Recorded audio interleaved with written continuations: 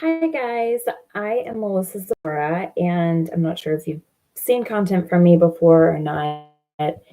I got licensed in 2008, and so I went through the real estate shift that happened during that time.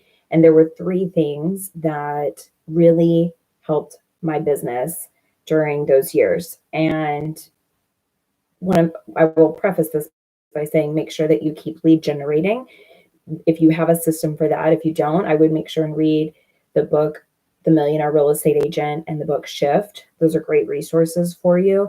I focused heavily on investors and finding their niche and lead generating for them on a daily basis because traditional sales were down. So I focused on notice of defaults for short sales and such, and investors. That was a big part of my business. So whatever your lead generation tactic is, don't stop that. These are the three things that I did though to keep business moving forward. So when you get listings, one of the things that we talk about a lot is price reductions. And what I focused on is how do I never ask for a price reduction again? This tactic was really built out of an investor that had flipped a property and was looking to move it quickly. And we couldn't move it fast enough. And so he was asking for more price reductions faster. And what we did is we went through a few different iterations, and what I settled on as my system is what I call the 10-10-10. And if that means that if in 10 days of us listing, we don't have 10 showings in this market, virtual or in person showings, then or one offer in 10 days, then we're going to reduce the price by $10,000. And that doesn't have to be $10,000. I will say that most people, if their house is overpriced, it's by $20,000 or $30,000. So that puts you in that sweet spot of getting it in the right price within 20, 30 days.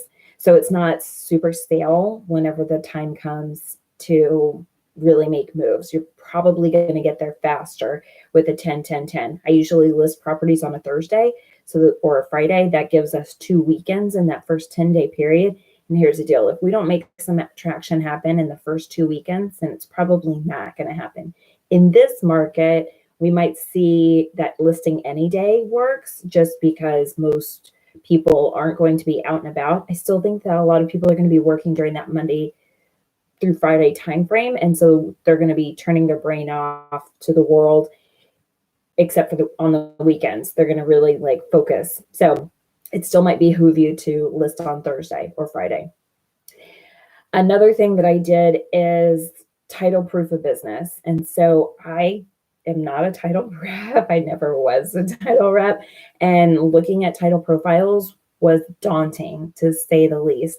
And so one of the things that I instituted is that on all of my listings and all of the contracts that my buyers were under, so as soon as we were under contract and they were buying a house, I would sit down once a week with my title rep, whether they represented me on that deal or not, because we had a relationship. I sat down with them and I had them look at the title profile and just give me the real, right? Like, is there a silent second I'm not seeing? Is there a mechanic lien I'm not seeing? Like, what is going to pop up at the middle of the deal and totally run this thing sideways? So that was helpful. And you can do that via Zoom. Like, you don't have to be in person to do that. So that's something you can still do in this market.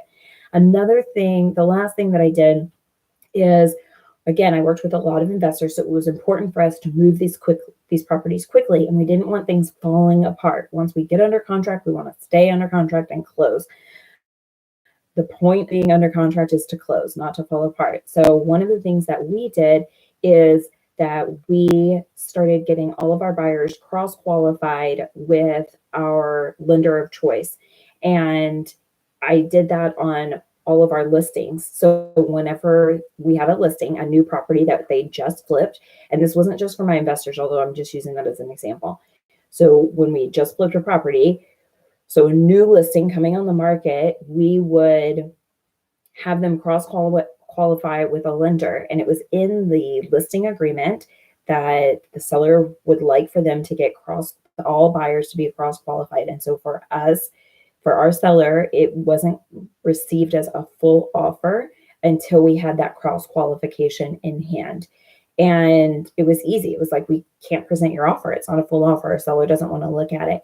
And it was an easy process. Sometimes the buyer spoke to the lender directly. Sometimes it was lender to lender. I didn't care, just as long as another lender had a set of eyes on that file and they were like, yeah, they can make this happen. And I did the same thing with buyers. It never fails that a buyer knows somebody, they have a friend, and I get it. Like, it's just like having a friend that's a realtor. So it was important that we don't know this person, and like, I trust you, I don't know them.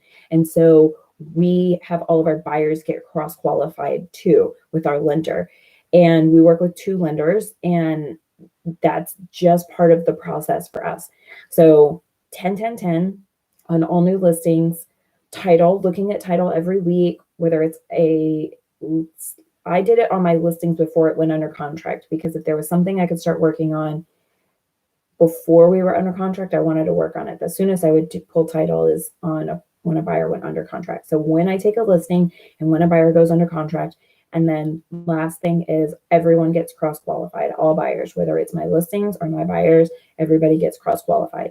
If you guys have any questions about me working with investors or the 10 or title or any of this, let me know. Leave some comments. I will get back to you as soon as I can. I've been coaching to these concepts for years, and now it's really, like, if you heard me talk about this before and you haven't implemented it, now is the time. If this is the first time that you're hearing about it, now is the time. Now is the time to get really aggressive when you're looking at the numbers. One thing that I learned in the last shift is that 2 kinds of people survive in a shifting market. The very best, like the biggest hearts, like really hardworking, powerful, kind people that want to take care of others, and kind of the worst people.